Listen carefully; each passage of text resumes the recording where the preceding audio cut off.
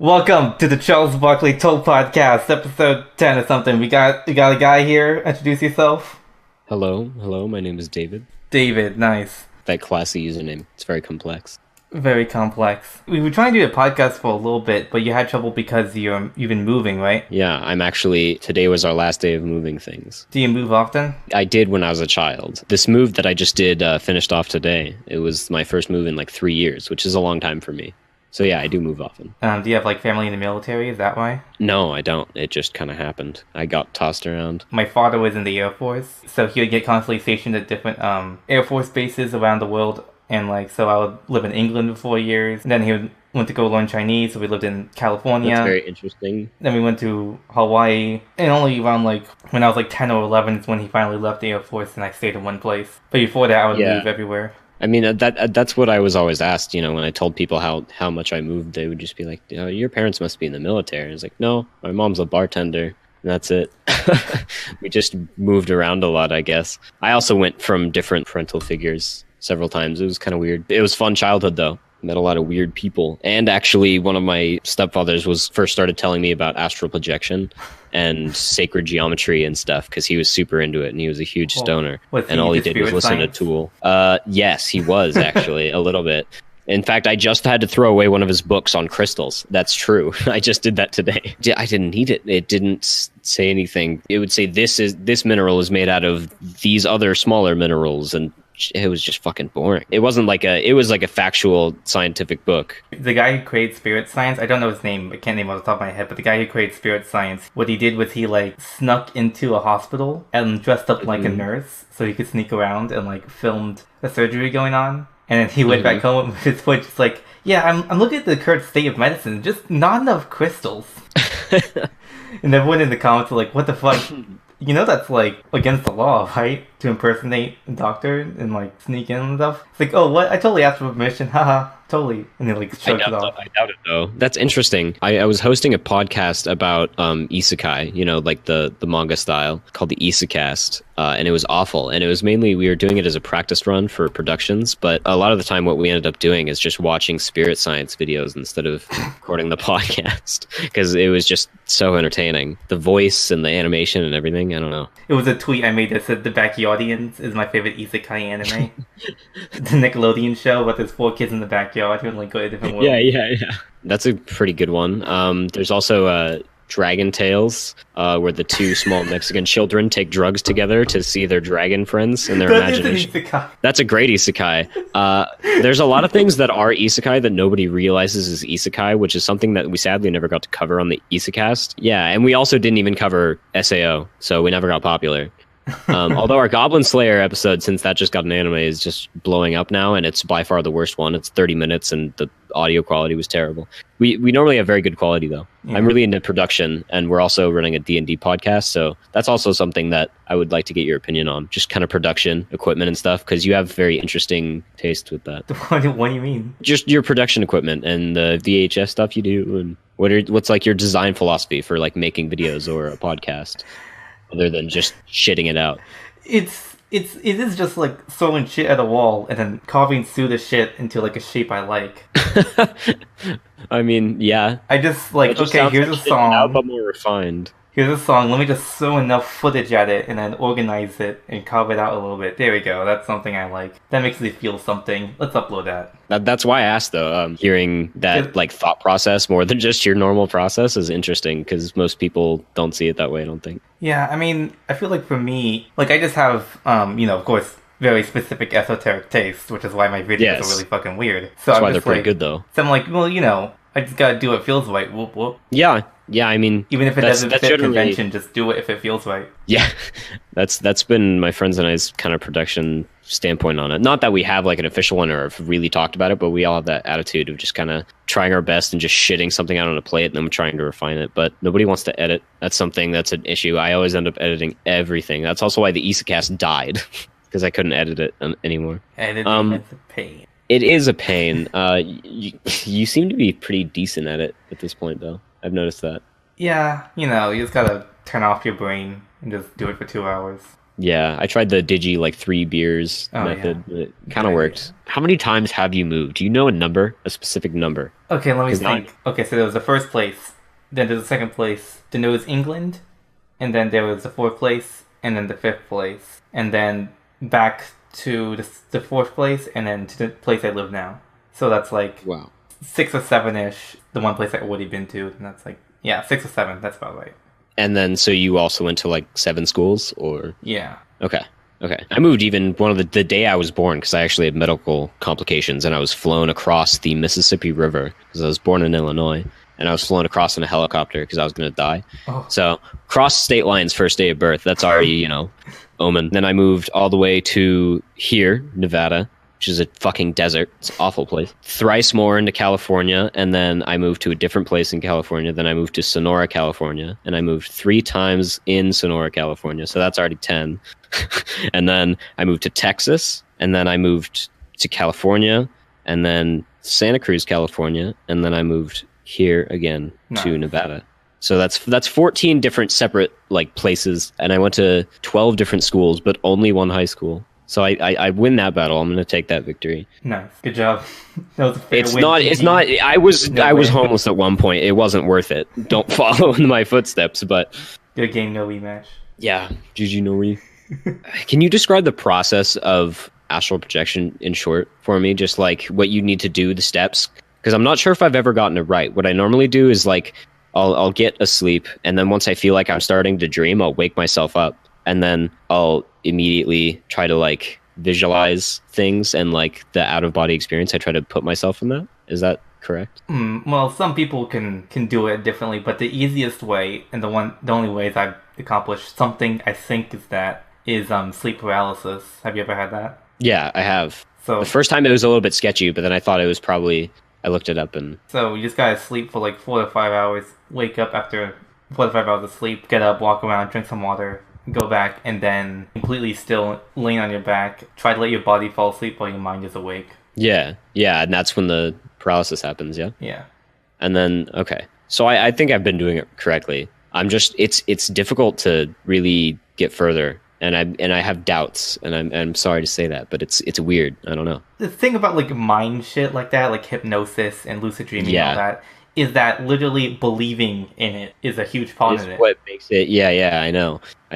And now it's like I've never really had it, but I wanted to try it just to see how far I would get with it because I've always been a very skeptical person. Even when I was a kid, with the whole sacred geometry with my dad's stuff, I thought that was stupid. I thought he was crazy. But like as I've grown older, I've gotten more open minded. So I've tried astral projection. I've gotten the paralysis, and I can visualize stuff, but then I think it's just like I'm just imagining really, really hard because I'm focusing on it. And I think that's what I'm doing, actually projecting. So I'm not sure if I just haven't achieved it and I'm doing something wrong, or if I am just not believing in it at all. When you have sleep paralysis, you kind of know. Yeah, I mean, yeah, you have sleep paralysis, but I'm not sure if I'm projecting. I'm not sure, Yeah. It's hard to quantify that in my mind because I'm so skeptical. But I'm open to try it, and I really want to learn more about it. Same Yeah. thing with tulpas. I don't think I'm gonna go down that road, but it's interesting to learn things about it. Do you have anything you want to talk about? I was thinking about like moving, and this memory came up, which was going to a drive-in movie theater. Remember those? Yeah. So I was like 8 or 9 or 7 around that age, and Okay. my parents were like, we don't want to pay an extra ticket for our child. What if we hide him under the car? And so I willingly jumped into the trunk of the car, and we drive to like my parents bought their tickets, and then we drove in, and I got out of the trunk. They're like, oh yeah, children getting free. Oh gosh. Were you like worried at all? Like, It was more like when you're a kid, everything's just more fun, you know? It was- I didn't really think about it that hard. I was just like, ooh, that's fun. I want to do it. oh god, you were a dangerous child. That's a dangerous It mindset. was mostly for a child because to my have. parents were encouraging it. Oh, okay. Well, I mean, yeah, that's true. Hey, get in the trunk. Okay. I honestly would have too. I'm not criticizing. I just Yeah. that's fun. I had a few weird things. I had a loincloth phase where I basically refused to wear anything except for just a loincloth because I was taking a year off school, and I lived on this property that just had like paths and like blackberry bushes and like a creek, so it's very naturey. I just kind of had free reign of myself all day, and so I got really hippie about it. at one point after I got bored of swords and stuff, and I started like meditating and convincing myself that I might be the second coming of Jesus, but then I reminded myself that I wasn't religious and I started freaking out. It was a bunch of weird stuff. Granted, I'm like 7.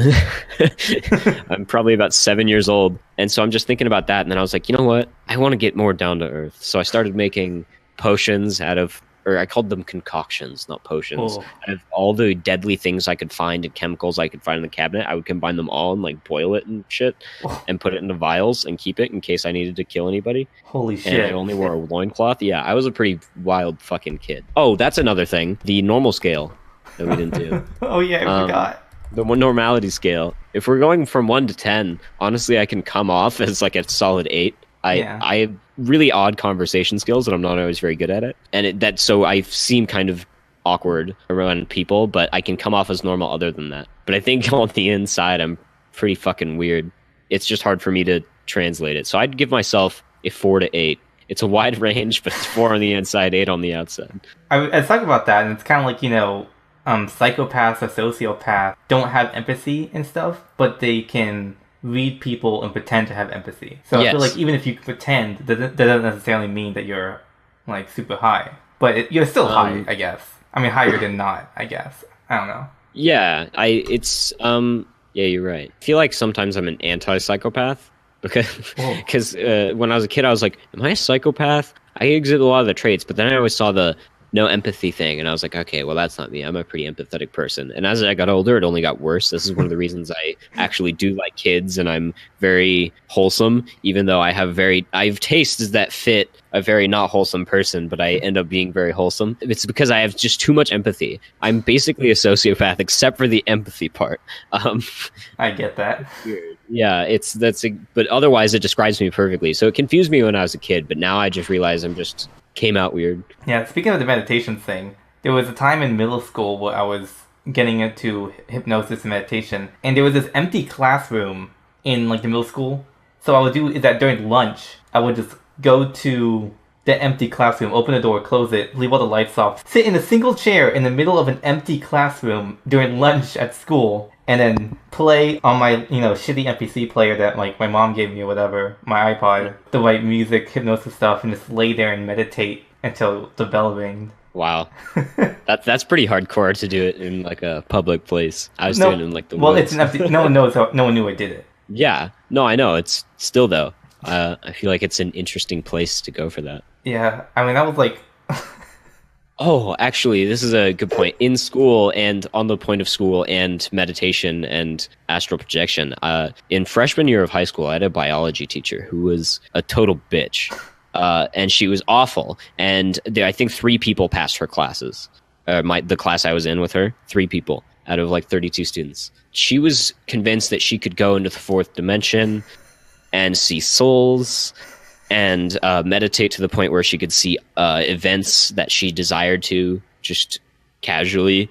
Oh my God. And knew what 4th dimensional beings were and stuff. And sometimes she would rant about it. And one time she was talking about how she watched her dying cat. She watched the soul go out of it and go into her other cat. And then all the students were like, all right, so number 1, your cat's dying and you did nothing but watch it. 2, does that one cat have 2 souls now? Because if the soul went into our other living cat, that has to be 2 souls. Is there like a weird battle going on? I don't know.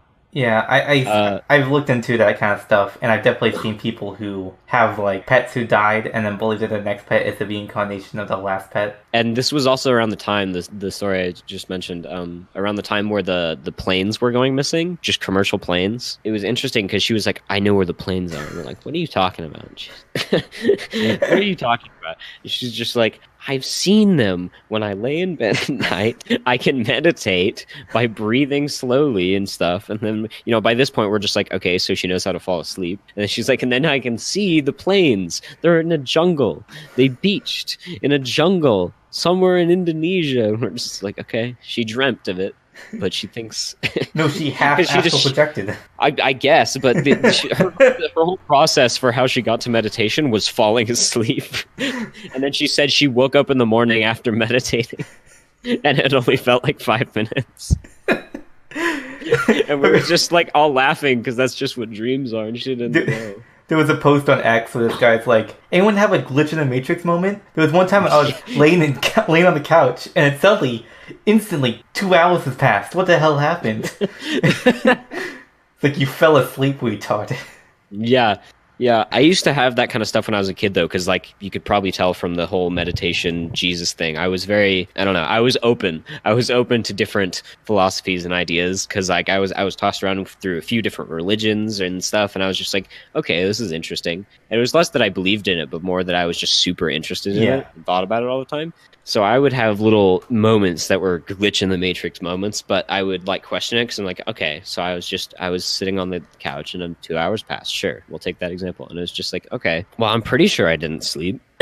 And it's just, I don't know, that's weird. What if this was like a glitch in the Matrix? And I started thinking about the whole simulation thing. And then I was just like, well, if it's a simulation, it's pretty good. And I don't know, I'm not smart enough to do anything about it. So I'm going to not care. So I've always had like a deep-seated slight belief in the simulation that it might be a thing. So I don't care. So it doesn't make a difference. So I never think about it. I don't actually logically think it, but there's no way to disprove it. And that bothered me when I was a kid because I enjoyed disproving things and people. Checkmate, atheist. That's also why I was an asshole when I was a kid about music and about most things. Because I thought that everything in like Mesopotamian times and Egypt and stuff was super cool. And everything else was stupid. And people just disagreed about that because I just wanted to talk about history. And kids didn't care about that. I called them all stupid because they didn't want to talk about Sumeria with me. That's something that I'm quite interested in is early history and Sumeria specifically. I've studied a lot of that. I'm thinking about going to university for it because I've just gone so into it. Is like why we enjoy and get like emotional reactions from music. That's not something I've well, you see, we all exist on frequencies, and like frequencies can be like visual or audio, and sometimes like frequencies tap into your like subconscious past life regression. Memories aren't like real; they're like simulations. So like you're just kind of like getting like refreshing your hard drive when you listen to music. You know, you're just deep-cycling your hard drive, and it makes you feel good. That's interesting, kind of. I said that in a stupid voice, but I kind of do believe that. Yeah, no, that's what I mean. That is interesting because it's not completely incorrect. You were slightly on the nose. I think they gather moods kind of because if you imagine this is going to be a stretch also, but just evolutionarily, when there's a lot of noise going on, there's like a lot of events and you have to pay a lot of attention and you have to have more of a reaction when there's a lot of noise going on around you versus not a lot. And music is a lot of noise because it's a lot of just like different sounds and different notes constantly. So especially upbeat music might get your heart racing more. That's why you might listen to like more intense music when you go to the gym or something, when you need to like be aware because the more sound, the beats per minute and like the variety of sounds is what's really getting your at least adrenaline type of reaction. As far as like a sad song making you cry, I don't know. I like that theory. Yeah, I think it's sound. It sounds like something I would come up with. Pun intended. But yeah, quiet music makes you calm because there's not a lot of stuff happening. Yeah, I'm gonna stick with that theory, but I haven't heard anybody talk about that. And I always thought that was weird how you can feel emotions from just like a bunch of sounds because we grew up in like natural environments that were very green, and green meant like healthy crops can grow and stuff that like. That's what we want, yeah. So like sometimes when we see stuff that's like really green or really orange, it'll be like look like a sunset or look like a meadow. And that means like healthy or something to our brain. You know, there's music theory and there's color theory. I have a relative who learned a lot about color theory because they're going through graphic design and stuff, and he kind of told me about it. And so I guess... I wonder if there would be correlations between color theory and, like, maybe not music theory, but sound theory. Like, a sound palette that you could create a song with. Because it's like colors are to sounds as, like, pictures are to songs. You have to do something with the colors as well for it to mean the same thing. I think. But I think there probably would be parallels in like the reasons we like it, why we might prefer a similar color with a similar color and like two sounds that pair well together. There's probably similarities. The human body is just a fucking mess of fucking muscles and shit. It is, but I think that like in the brain, like the reasons we like both abstract concepts might be coming from the same like pattern recognizing part of our brain. I don't know, maybe that's a stretch. And I'm not a neuroscience, but no, I do that all the time. I'm not a neuroscience thief. Music tastes say a lot about a person, and I find that hilarious too. And like you can like your timeline with music. Like, what did you like when you were a kid, music wise? I listened to what my dad listened to. British house. Because we lived in England and there was a whole bunch of British house music, and my dad was really into that. See, I think that's kind of abnormal. It's kind of cool. Like if you told somebody that, yeah, I was into EDM when I was a kid, when I was 10. What I listened to was like folk flute music. Yeah. From the British Isles, also British and Scottish. I also listen to Screamo jazz. It's pretty good. Yeah, I saw you saying that the other day in the server, in the Discord. You're just Screamo jazz, which then I promptly looked up. I'm into a lot of music. I think I calculated it's like 5,000 hours a year about that I listen to music, and I think there's only like 8,500 in a year, so that's a lot, based off of all my like media devices and hour counters and stuff. Do you have a personal NPC player dedicated? I'm not answering that question. There's a lot of stuff. Yes, I do. And then I've also got a lot of music making equipment, even though I suck at it, but I find it, you can obviously tell that I just find music interesting enough in general as like a concept that I have to dip my toes into trying to create it a little bit. And that actually brings me to one of my art names. I released some art underneath the name, and then eventually maybe some music of esoteric garbage. Because I was just like, what am I all about? You know, what represents me? I need a statement. And then I was just like, I got it. Yeah. Esoteric garbage. Esoteric garbage cast. So you say you're a history buff, huh? Very narrowly. It depends on what kind of history we're talking. If you need me to throw out dates about Greeks, no, I can't help you. Okay. I'll tell you all about Sumeria and Babylon and... Yeah, well, if you're interested in religion, I have a little fun fact for you. Did you know that the Mormons believe in Bigfoot? Is that canon? Bigfoot canon? So let me tell the story. Okay, so Joseph Smith had a guy who was like, his like right-hand man or whatever, and he wrote a story about how he was riding his horse down fucking, Midwest America and saw this big, tall, hairy man. And when he came up to him, told him how like, I killed a bunch of people, I'm a terrible person. And then he like swore off the hairy man and said, in Jesus' name, go away, and he left. Mormons, and because that's like part of like Mormon, because he's like a trusted guy, he's been around 1800s when Mormonism was started, they're like, how do we interpret this? And they're like, well, maybe Bigfoot is Cain, from Cain and Abel, and he's been wandering this earth covered in hair. I think it's a logical step, but it's such a stretch. Yeah, so it's just kind of like a thing in Mormonism where like some people believe in it and some people don't. And it just kind of is it like the descendants of Cain, or? I think it was described as having a mark on him. So I'm going to bring this up to actually one of my friends that I was on Eastcast with, because he's technically Mormon. He's not really into it, but he was raised Mormon. I'm going to ask him about that, because he never talks about it. Because I know about a lot of weird Mormon... Well, I don't know about them, but I know there exists a lot of weird Mormon cultures and practices. Yeah, I went to Salt Lake City with my dad, and we just like learned all about it. Yeah. An interesting thing about Mormons is that they're really into what they call LDS, which stands for Latter-day Saint preparedness. Yeah.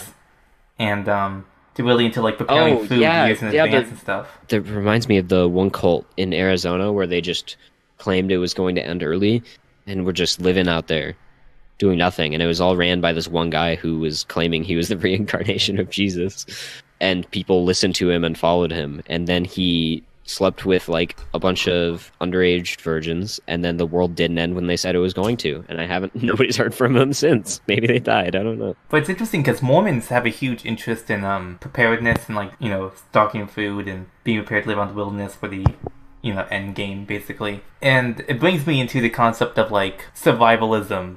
And you know what survivalism is? It's the modern movement of doomsday preppers. Oh, it's like a modern movement for doing that? It's the doomsday preppers. Oh yeah, okay. Yeah, I know preppers by name. Yeah. Well, the official term, they coined it as an official term. I didn't know that was a thing. What I call it is American survivalism, and how like a couple other countries feel like, for example, Australia definitely, but countries like America, Australia, and a few others that are like really wide open and have a lot of like open space, have a large focus on kind of like doomsday prepper and survivalism and stuff, which I found interesting. They feel less secure, I think, and also you're just really far from any like source of food and stuff. So for long periods of time, like senses of water and you gotta have like solar power panels and stuff. Yeah, it's a good place to be a prepper, honestly, because it's like if you can build some kind of bunker high up, like that goes high up, you have like so much range, and I don't know. As long as it can survive tornadoes, you'd be fine.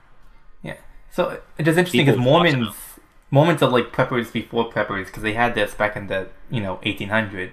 And right. Prepperness took off during the Cold War. Did you know that in the Cold War, they would it was too expensive to build like fallout shelters everywhere, so they just told people to build their own fallout shelters in their own homes. Yeah. When I was younger, I'd watch a lot of that stuff just because it's kind of like interesting, just to like see like is. how can you how can you they had survive? a show for it too. Survival Man. Survival Man was the one that I really liked because he actually took all the cameras himself. So he took cameras and camera batteries and filmed himself. And then once he revealed that sometimes he does things twice so he can get it on film, because when it first happens, it's like too much of like a natural process. Yeah. And then that just made me have all the more respect for him, because it's like he doesn't have a camera crew. He just has cameras and some batteries and does things twice so people can see how to do it. And he's actually out there just by himself, bumming it on an island. I never liked Man vs. Wild, though, because of the opposite reason. Bear Grylls' ultimate survival, the Holocaust. Yeah. It's like, how long can you survive in a concentration camp? Drinks own piss out of Snake on camera, eats PB&J off camera. Like, it was just so... It was too much. It was obvious. And then kind of like that doomsday prepper culture was what was a huge basis for Far Cry 5. Yeah, in Far Cry 5, it's set in like Hope County, Montana, or something. Yeah. Because all the Mormons and they were like frontiers people. Yeah, but there was a huge focus on like doomsday preppers because it was a doomsday cult that they were like investigating. Yeah, I know. That's actually, I was also thinking that earlier when I was describing the doomsday cult. I haven't played the game. Me neither. It was pretty cool. It has a strong aesthetic. That's something I really like in video games. When video games have like strong like setting. That's also one of the things I really like about Assassin's Creed games, even though I never play them and I don't think they're very good. But I really like other like timepiece games. That's like, exactly how I feel. I don't like playing it, but I like looking at this plot. Yeah, I watched like 4 hours of gameplay of the one set in Egypt because it's cool to see Egypt in like close to like what it might look like in real life. That's just a cool idea, and I really want them to do one on Sumeria or Assyria or Babylon or anything. It would just be amazing. I want to see those classic Sumerian cities brought back to life. New Year's Eve, blade up my sleeve, living a real life Assassin's Creed. Killing people with greed, so that I can breed more generations that I will need to spread my history and their DNA, only to find out to my great dismay that my great-great-great-grandson's a cuck. Paid man $1 to fuck his wife would suck. I didn't know how long that was gonna go. I mean, I wrote the whole rap. From? I wrote that. You wrote the whole rap? Yeah. You're a genius. I wrote it on New Year's Eve. That's why it begins like that. Oh my god. That you should film that. You could do something with that. That's amazing. Paid man $1 to fuck his wife and suck all his life savings away just to fulfill a kink. Nothing left but soy milk filling the sink. And that day he blinked just to see my life. Killing Freemasons with my hidden life. But he siphoned away all the things that pay. No kids to raise but all day to play on his Nintendo Switch with a big ass grin. And his disgusting sin left him no more kin to spread the bloodline that he was in. Finn. Charles Barkley Rapcat. That was really good. I'm signed. That was genuinely impressive. I cannot speak that fast at all.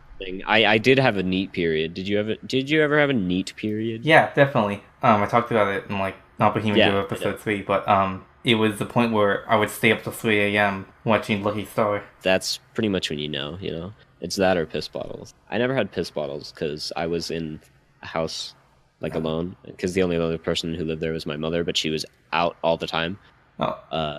So I was basically I would stay in my room, and then I would go across about a 3-foot hallway into a bathroom. That was the only time I left my room, even to like eat, except for sometimes at like 4 a.m. I would go and like order a bunch of food, get it, and then otherwise I would just stay in, and it was great. It was a fun time, and that's one of the things that's hardest for me right now because I'm becoming a lot more normie.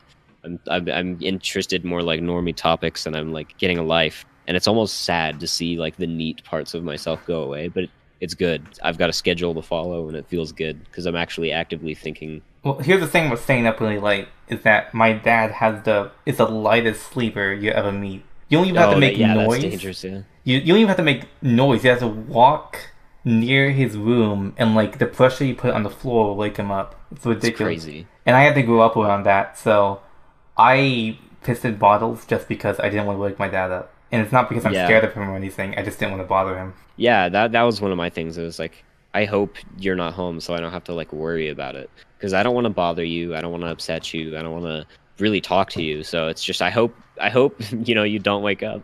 That was a fun time for me. I also just like playing Metal Gear. Yeah, I got really good at Team Fortress 2. No, I mean like playing Metal Gear in real life. Like sneaking around. Oh shit, yeah, in the box too, yeah. As a little kid, it'll be 3 a.m. and I'm like try to like sneak as quietly as possible around my dad's room. Metal Gear, like. I have legitimately crawled for that purpose before. Yes, me too. Yeah. Where you do like the super light crawl where you don't use your knees and it's really straining on your core and you feel like you've worked out even though you're just crawling. I You don't just know go if on I've the done tip. that. The tips are balls of your toes, and then you just like creep on really slowly with your hands. I don't know if I've done It's that really though. difficult. No, I wouldn't recommend it. It was a stupid decision. It was just something that I tried to do because I was like, it's more quiet because my knees are like straight up bone, so them hitting the floor is probably louder. And I guess that's not totally incorrect. The logic's fine, but the way I was crawling was a stupid way to crawl and made me uncomfortable and made me like clumsy and loud. So big brain child.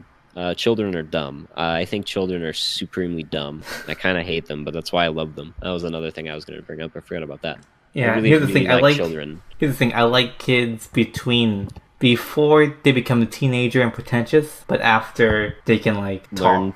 Learn. Yeah. It's that sweet spot. That is a great sweet spot. That's definitely where I like children the most too. I also enjoy really young children. I enjoy how genuine they are. Like a lot of children, Everyone's too before they start post-ironic lying. now. No, it's before children start lying. Oh, good point. Like, they're so incredibly genuine about everything. You can ask them about like, were you in trouble? And then they might look sad or might look angry or might like not talk to you, but like they don't say lies ever. And it's really interesting because I have like a 6-year-old cousin or 7 or something. I don't know. Every single time I see him every year, he's so honest about things. And I hope it stays, but I know it probably won't, because nobody ever stays quite that genuine. And they're also very, very wholesome. It's like, what do you want to do when you grow up? Oh, I want to be an engineer and I want to get married and have 3 kids. And you're like, I mean, good luck with that. Hell yeah. But I'm glad that that's what you want because in 20 years, that's not going to be what you want. We want to be in 20 years. Write down happy. I want to be alive. What does that mean? Why do you want to be happy? But you should just be happy. Because I was that kind of kid. I was just like, I was very happy. I was also a socialite when I was a kid before I withdrew from society. That's part of the reason I can really look normal if I need to be. I can't tell how popular I was in school. It's hard for me to like judge that. I was not that popular. Let me tell you a story. I was in cooking class, and this is like, senior year, whatever. I was just about to leave. And I made a joke. It was, the joke was, I'm both fit and lit and autistic. I'm fit, lit-tistic. That was my joke. And Yeah. I told that to this kid, and he really liked it, and they told all his friends, and like, hey, Charles, say that joke again. And then eventually, they like invited me to like sit with them and talk about like, popular kid shit. And like, what the fuck? Are you pulling me into your clique because I made a funny joke? Is that, yeah, it's weird the social mechanisms And then, like, for stuff like and that. then he asked me like, how young would you start dating? Would you date a girl in 10th grade and 9th grade? I'm like, what? No one's ever talked to me about this.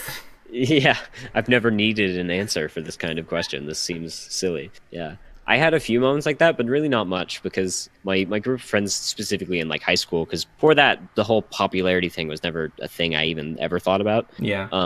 But like I started noticing it more in high school because I saw the social cliques and I saw, it was easy to see, but I never was able to really participate in it. Thankfully, I didn't really want to, because like I had the same clique of friends from, late middle school when I first moved here. Actually, this is the most stable I've ever been. It's the same group of friends. It's the same group of friends I've been making podcasts with, that I play Dungeons and Dragons with. We had this. It's the same group of friends. So they never made friends with anybody else, and neither did I. So I always felt like I was kind of like in a social group among other social groups. Oh, I remember at the end of senior year, one of my friends just stopped sitting at our table and would sit at different tables every day. I'm like, what are you doing? Betrayal. No. He was like, I want to explore other cliques because I've only been in one.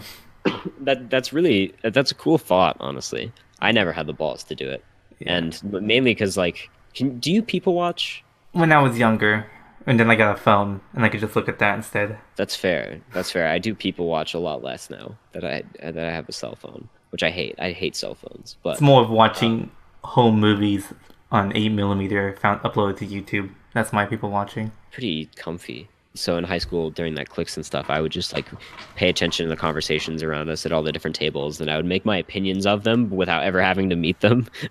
I felt like I was super antisocial, but also super smart for taking that tactic of like listening to their conversations for like a week per Oh, table, did engaging. Like, you would I enjoy talking to this person or not? And it was a no. did you perform like little autistic experiments where like you would lie to someone and like see if they would Yeah. like there was this boy and girl that were friends, and so I lied to both of them and tell them the other person liked them to see if they would get together. I didn't do that specifically But- because that's And then a eventually they fucked up. did get together. I was like, ha! I got them together, and they didn't even know I did it. That is really cool, but also I that's not the type of thing that I would have the balls to do because like that also makes it less wholesome for me. And in my head canon, that would make it less enjoyable.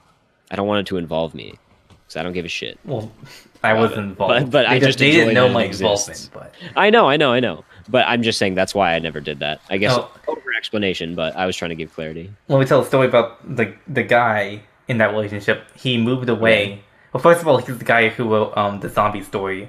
Okay. Do you remember the zombie story from? Yeah. Yeah, he wrote that, and I was like a character in it and everything. And he moved away, and we kept in contact online and stuff. And he was in he got in a polygamous relationship with two other guys. And I read about that. I was like, what the fuck? And he had a metal band, and we found it on Bandcamp and made fun of God. it. Oh God. It's like me and my other friends would sit and like listen to his metal band, and I would start singing like My Little Pony fan music over it, like in tune with the music. And, like Rainbow Dash, I wanna crash into your gash. Da da da. That's awesome. We had a few people that we could safely make fun of like that. There was one who became like an Instagram model and a YouTuber, got really rich, but is retarded, and now everybody knows he's retarded, and now he's broke. And then we had another guy who was not literally autistic. I don't think he was just incredibly stupid. He was normal. But he was just incredibly dull. And he just didn't understand anything. He was like, pigs can stop bullets. I'm like, well, What? that's a weird thing to randomly say, buddy.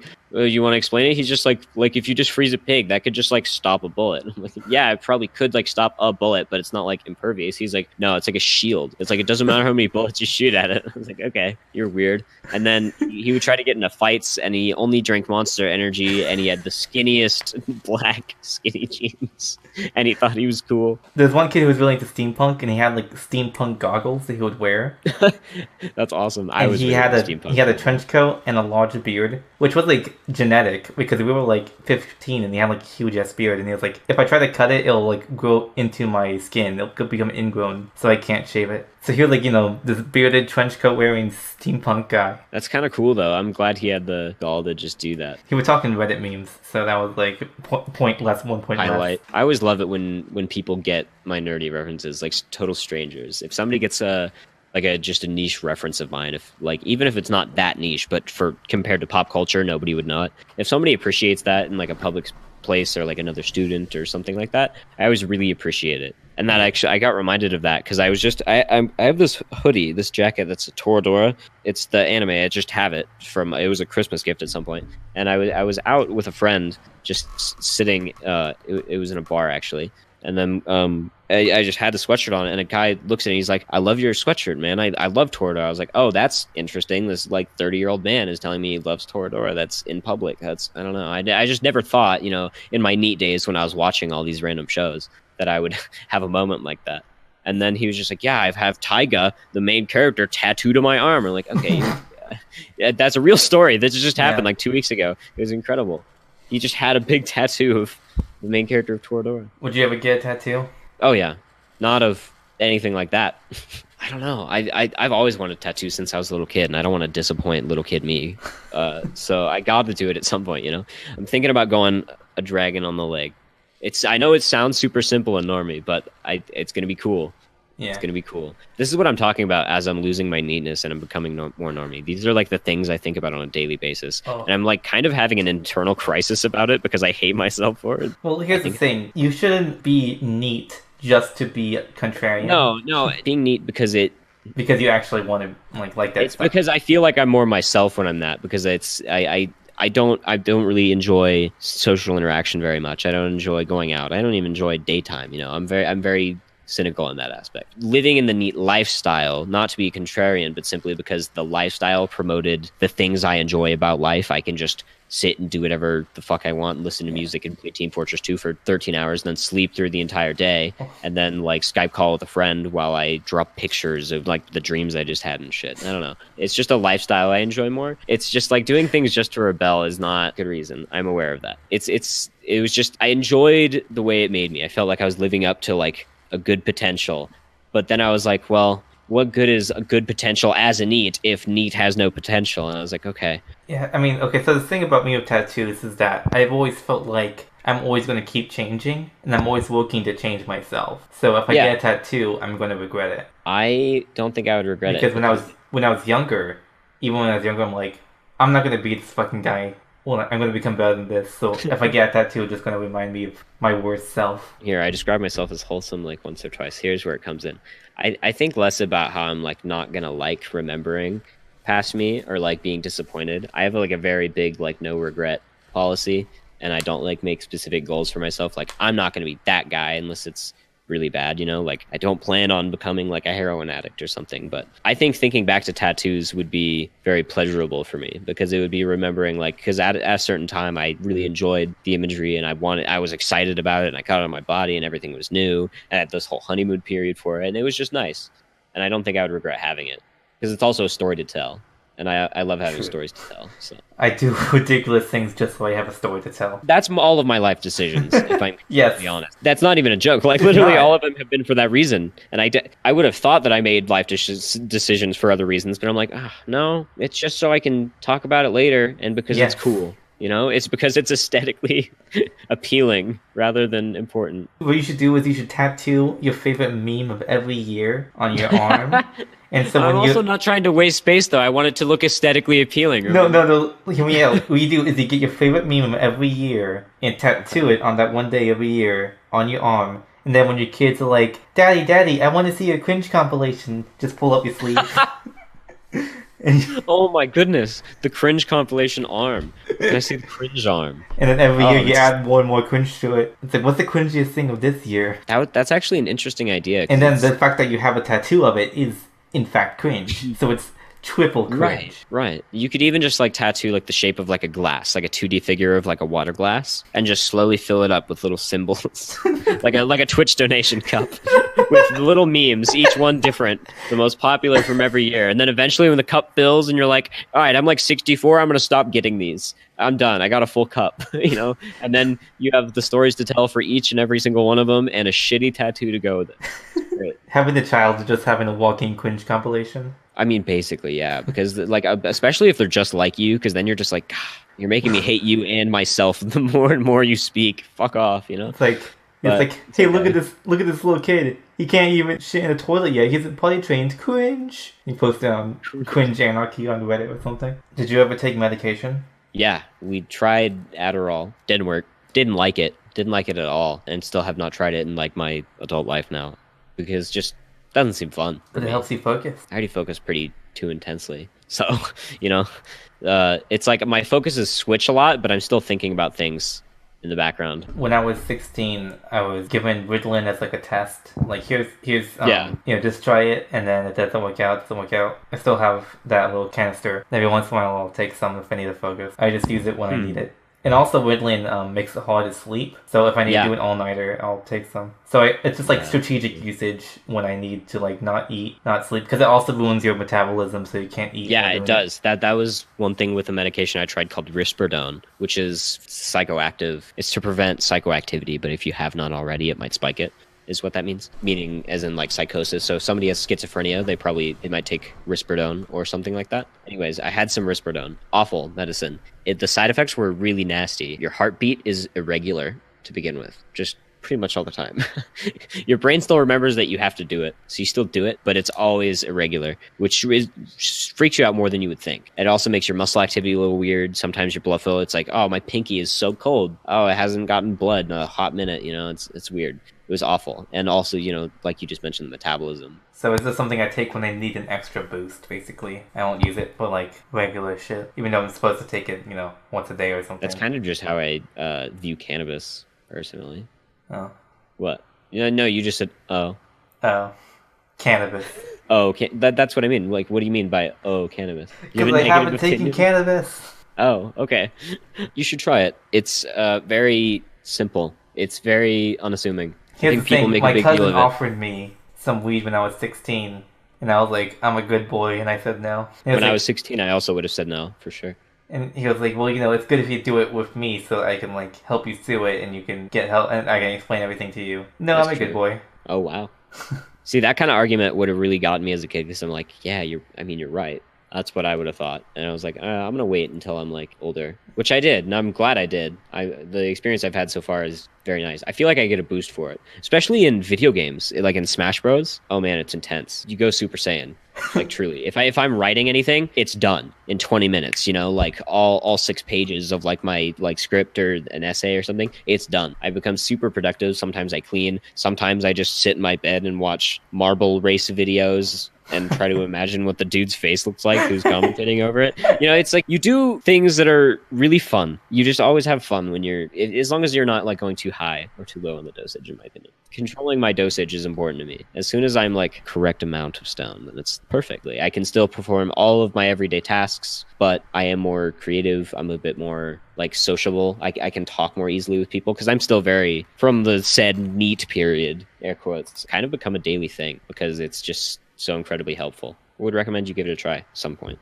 But I wouldn't recommend ingesting it via like food. That's just a recipe for disaster because it's a disaster half the time. So you ever gonna make more YouTube videos? Yeah, I think I am. Yeah. What you gonna do? Well, that's the thing. They're probably going to be spur of the moment things because I mean I have some scripts and stuff that I can finish and I'll just throw those out. As for coming up with like new stuff though, it'll probably just be spur of the moment because that's generally how I work with videos. I'll do it all in one sitting. Come up with the idea and I'm like, that's really cool. I'll brew the idea for like a day or two and then video's done in 6 hours. I just bang it out. Because otherwise I do lose focus on it because it's just, I spent 8 hours editing today. I'm going to, take a few hours off and then I'm not interested anymore. And then, so I'll probably do some anime stuff just because I have to. I have a lot of unsaid thoughts like that. I'm not becoming the next Anime person on it. I don't want to be an anime guy. I don't enjoy anime that much to be that guy, but it's not my thing. Friend and I wanted to do an analysis video on Digibro called Diving into Digibro Balls Deep in the Gay God. And we're going to do like very intense analysis video on his stances on art and objectivity and how much of a hypocrite he is and how he's really retarded, but we really like him still, but he's totally stupid. But then we're like, how are we going to do a video like together? Those videos are always kind of awkward. And then we're How like, did you get in here? But it would be very focused for a podcast. So it's essentially what I think it's going to be. It's going to be a 2-person documentary newscast about Digibro and his psyche and taking him down. Go take him down between SJW. You both gonna have a little. No, that's new wave stuff. You're both gonna have a little skeptic Sona. Little drawing of yourself as a skeptic. Yeah, in armor too. You can have a nice suit. Maybe be like vaguely furry, maybe not. Vaguely furry, yeah. How would you accomplish that? Just the classic ears and tail, or would you go further? It's so weird seeing these skeptic Sonas, and it's like I'm a wolf with like black hair and blue eyes, and I'm mad. And then you see another one's like I'm a deer. I'm just a straight up fucking deer on a stop sign. Like, that's pretty furry. Are you a furry? I don't know. It's kind of weird, but then again, I think it's just easier than putting their face there. We also wanted to do a meme analysis series of videos where it's just like general what are memes type of video and just talk about it. They were generally going to be podcast type things, but we were just going to phrase them as videos, make them like 20 minutes long, and then just go over them, the classics, rage comic memes, and then just start at the basics and talk about that and talk about like the cult of frogs and why like the Jews of meme culture who are controlling everything only use frogs and no other animals and stuff. Everyone knows that Bojack and Pepe are just a new rage comics. Yeah, pretty much actually. Look, my Bojack is really mad. Oh yeah, well my Bojack is really glad. Well my Bojack's a boomer. Well why Bojack's a zoomer? And they put them in the little comics. Yeah. In the little Bojack comic generator. Becoming a doomer to ditch all your zoomer friends and shit. It's so, I don't know, it's weird to me. And they make their own little That's another lore. thing. I'm weird about memes. I'm not necessarily a fan of memes. I don't really like Me neither. in general. Just because I feel like they're not inherently good. The realization for me was going through 2017 and like, oh, memes are coming so fast now. I like all these cool memes. And then at the end of 2017, there was like a compilation of all of them. Like, oh my god, memes always sucked. And I can't tell if that's just myself maturing or if they Yeah. actually just got a lot less funny. Both. The maturity. Well, just but it's that, you both. know, the main audience of the internet is becoming younger and younger. Right. So it's like jokes that's for true. children. And you're always getting older and older, so it's probably always going to be entertaining to the demographic because they're made for a demographic by a demographic. So it's always going to fit that. And so Yeah. as soon as you're kind of out of the picture and you're too old, it's like, all right, get out, Gramps, you know? Yeah, that's the thing Yeah, about much high later. school girls. You get older, they stay the same age. Another thing, because you asked, I was going to do a series kind of just going into Super Smash Bros. Melee. That's a thing. That's a game I'm very into. I'm one of those people. Although I don't go to conventions and I'm not smelly most of the time. It's really more of like a YouTube channel for me, you know, like imagine Ben Saint's YouTube channel where he's just like, you know, I've been watching Winnie the Pooh. This would be an interesting video. I kind of have to now, you know? Yeah. And so he makes a few Winnie the Pooh videos. But otherwise, you know, he's not a YouTuber. You know, Yeah. I don't want to be a YouTuber. I'm not one of those people. I never really have been. I really enjoy doing work for it, but it's not something I want to do like for my life. You know, I want to go to school and then probably just end up being a teacher. Oh no, you gotta go Monkey Jones.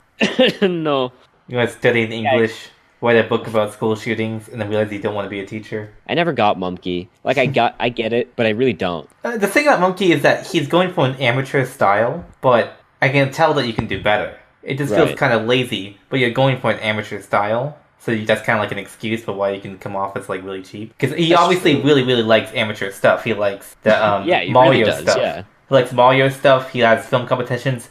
He just really enjoys amateur YouTube and like amateur Yeah, that's shitty filmmakers. But that makes him go really amateur of his own work, and he never really builds off that to improve because he just Yeah. wants. He really like being shitty. And then mix that with like his normal subject matter, and then like the really I was a fan of it, but like the really crude sense of humor and like the way he like his voice too. His voice too is very specific. I don't know. He's just got a very potent aesthetic. And after I stopped enjoying it as much, I was just like, what are you about? I don't dislike you, but it's hard for me to get you through your videos. Like I think the royalty free music he plays at the end of every one, it's like.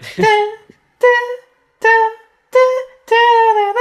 Like I'm pretty sure that's like a joke to himself. Like he just Yeah. thinks it's really funny. No, yeah, it's very because meta. it's so amateur to hear that at the end of every single video. He does that because he thinks it's funny and likes like amateur. Yeah, it's very shitty ironic. music. Yeah, I always felt like the whole Monkey channel was ironic in a way. yeah, Which is partly why I hate it though, because it's like, okay, I'm glad you're having fun yeah, and making this ironic content, but sometimes I want to watch content that's not ironically bad. I want to Yeah. watch good content. And then I'm just like, all right, well, you know, pretty much everybody in the PCP's out for as far as videos. I'm sorry, but they're out. Mother's Basement's a shithole in my opinion. So it's just, you know, I'm just kind of at a loss for videos. So then I stopped watching as much YouTube for like quality, and that's when I stopped watching a lot of anime too, because I stopped caring about what I was watching so much. I was like, I don't need reviews. I don't need to watch a show. I'll just go play a video game. You know, I'll just go play Team Fortress 2. I'll go research Sumeria somewhere. Some Yeah. weirdo.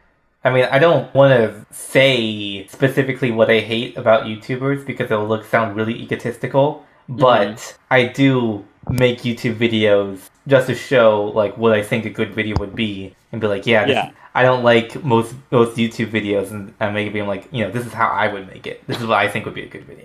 For me, YouTube videos are a weird spot to talk about taste, because like what I really enjoy about YouTube videos are like not things that the general populace of YouTube like. You know, they're a lot less like fast and like funny. I like a lot of the slower, random, wholesome content, like day in the life like things. If I see some random person just like that I actually enjoy, that's not like a super hype beast YouTuber or something, Yeah. and they're very chilled, down to earth, and they're like a day in my life, I'm just like, all right, I'm gonna watch that, and probably 3 times. Have you seen that? This really great vlog I just found completely by accident. That was like the don't no clock challenge, where he wakes up like at some point when it's still dark out.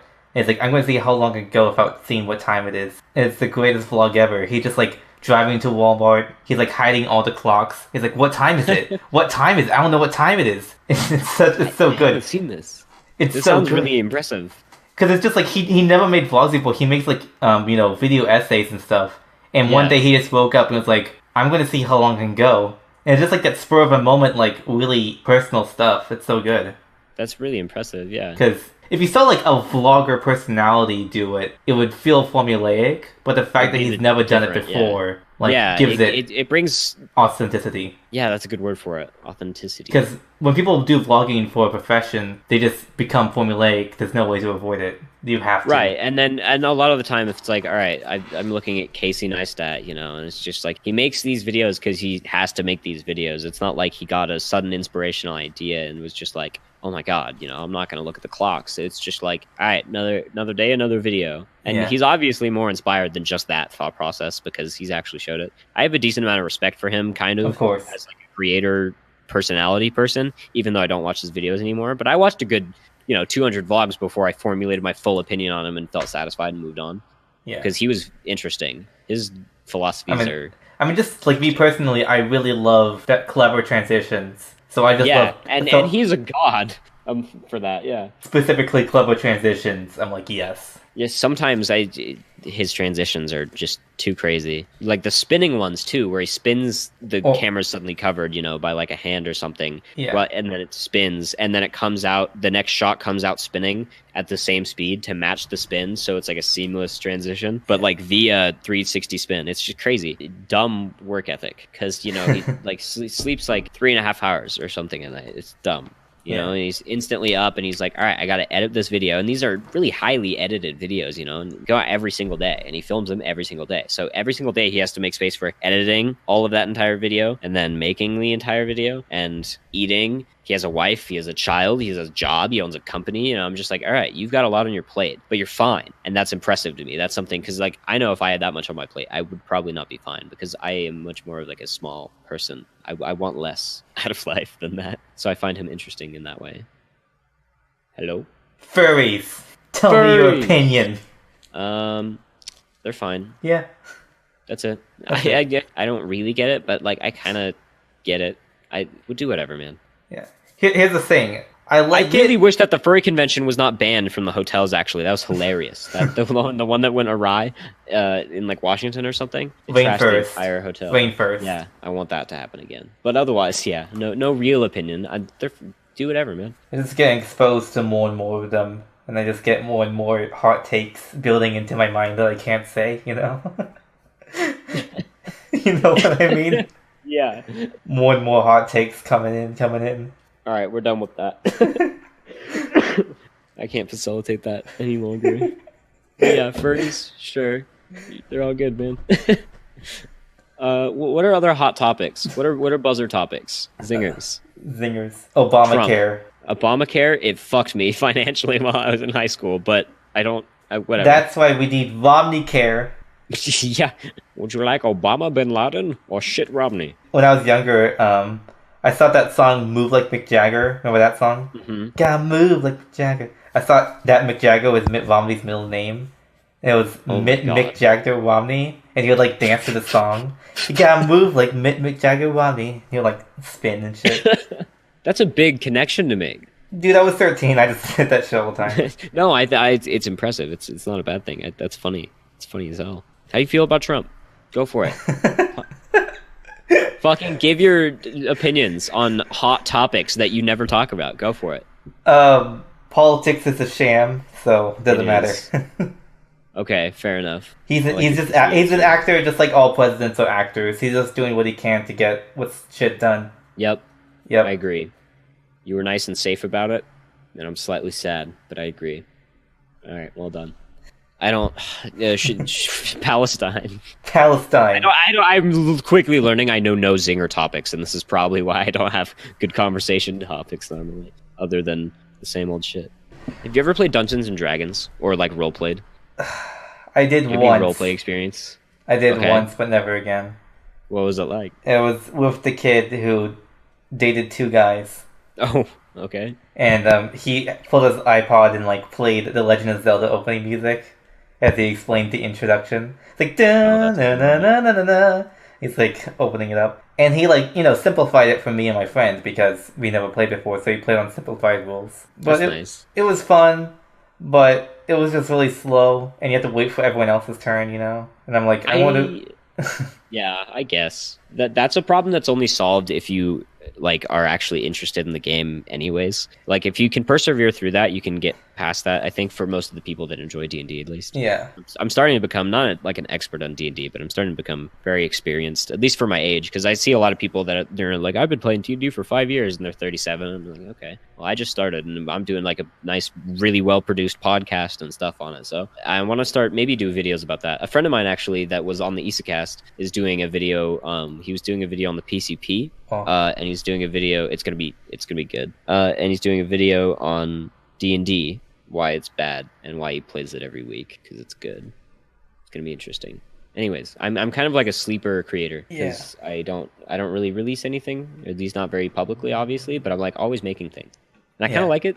But having things to show for always making things would be nice. So we need to get the website up and then release the podcast. Nice. But yeah, I'm not here to shill that. But yeah, that we're in production of stuff, and I'm always in production of writings and music, and I just enjoy creating things, and I never release it. I don't know if you have any like similar experiences where you've made something and not released it. That's always interesting to hear like creators talk about. Yeah, I made a Heal review, a video where I just reviewed Heal because I bought Heal. The meal placement, and I made the review. It's like 3 minutes long, but I unlisted it because it didn't feel right to me. I was like, it's like I would have made this a couple of months ago, but now it's just not me anymore, and I just can't upload it. Interesting. I feel like it would take a lot for me to take a video down. Not putting it up, I understand. Like if I made something and I was like, this is awful, I'm not releasing it. But if I've already put it out, it's like I don't want to question my past decision, and I like having it archived there. Because if I made a mistake, everybody knows. If I made something good, everybody knows.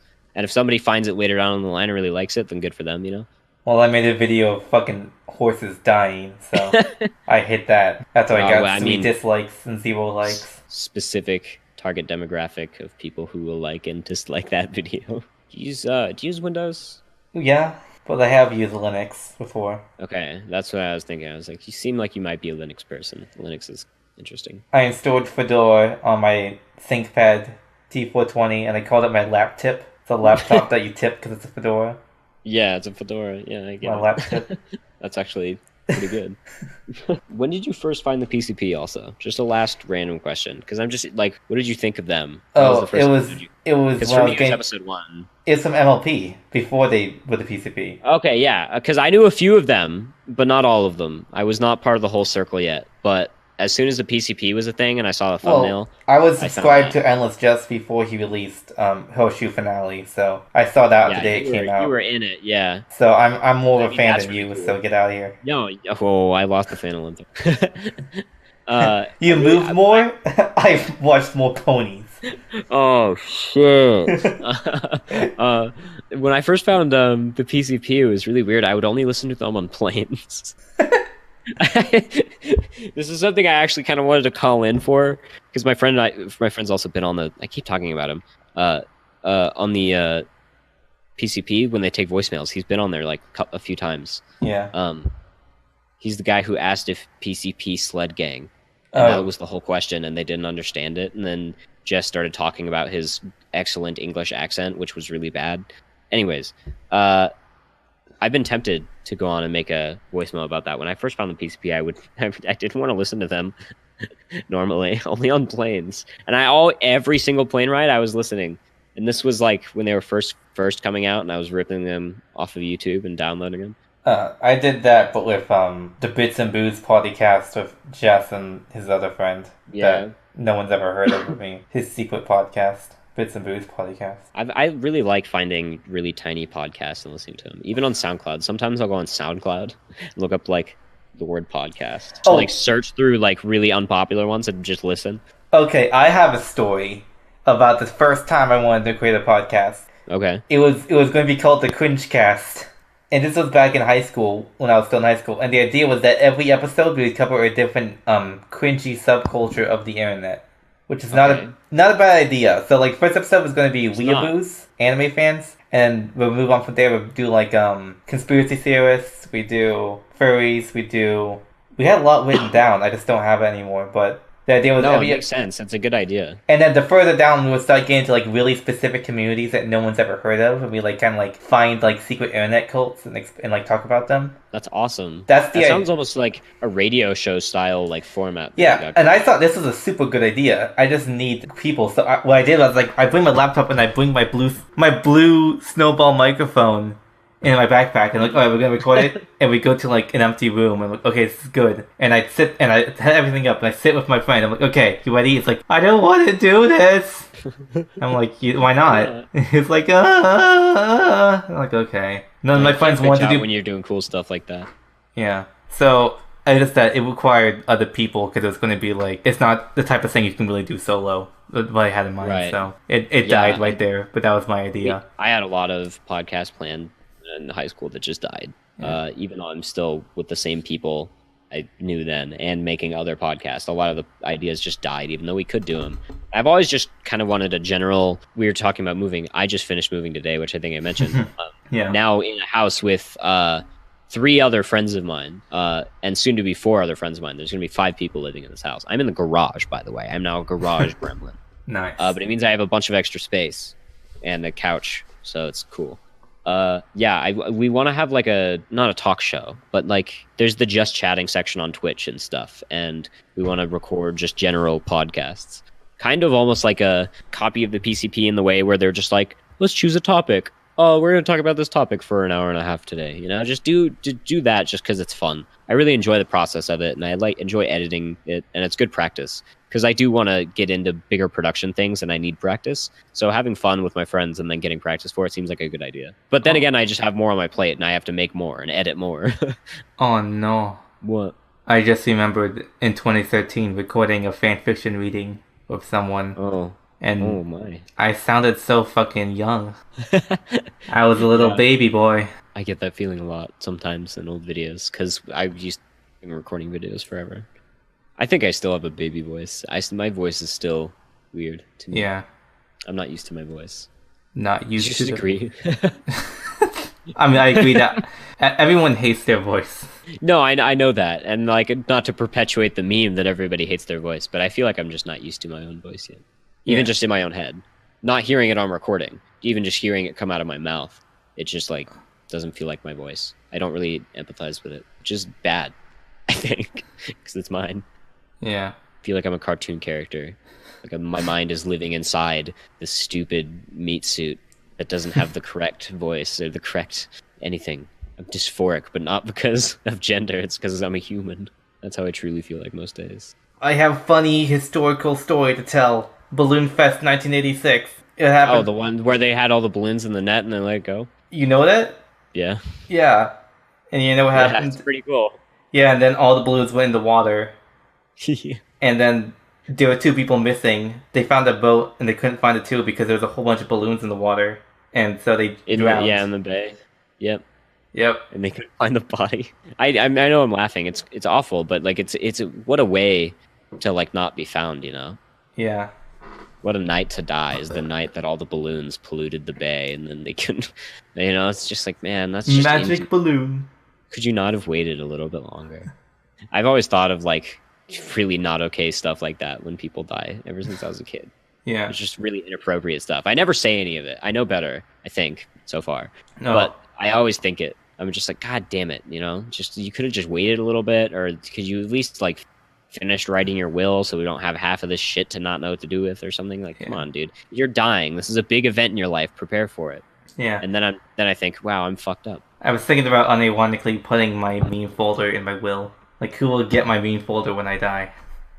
I mean, that depends on how soon you want to make your will, I think. I think when you're 80, you're not going to care as much, but... Alright. You good? Yeah, anything else you want to wrap up before we end it? I mean, if you want to get like an actual formal wrapping up, you can, but I'm good on topics. Alright. Yeah, It wrap was up. a little wish-washy because it's late and we're tired. I'm sorry for that. Yeah, exactly. That's how we need to end it. Yeah. Alright, that's the end. No. Stick in next time. Check the description for this guy's channel or something, whatever you want to link. Nah, I'm gonna be an enigma. You can't find me. Alright, sounds good. I'll be in the comments though, so it doesn't matter. Good night. Night. See you on the astral plane.